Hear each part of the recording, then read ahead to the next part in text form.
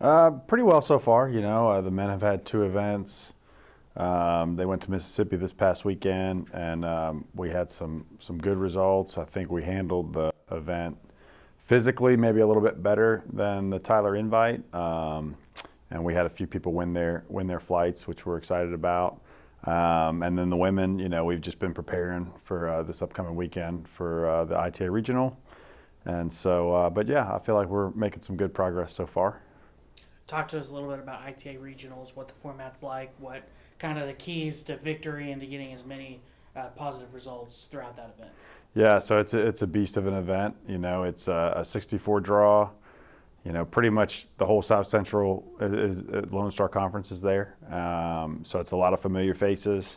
The biggest thing is just physically, can you get through all those matches in 3 days? And so, the fitness side is going to be really important, making sure that, we're hydrating really well and we're preparing as much as we can. But yeah, it's going to be very challenging. And in a lot of ways, the best player doesn't always win the ITA regional. It's really the one who's physically able to handle, and maybe gets a little bit of luck. Somebody pulling out and they get a free pass or something like that. You've seen both teams in action now, competitive action. Is there anything that has surprised or impressed you about either or both teams so far this semester? I've been really happy with on the women's side how they've done well in doubles, considering that we have a lot of new faces, a lot of freshmen.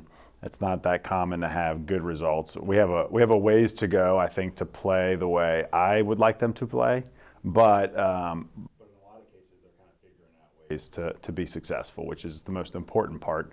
On the men's side, I think we're having some really good results from some of our new players.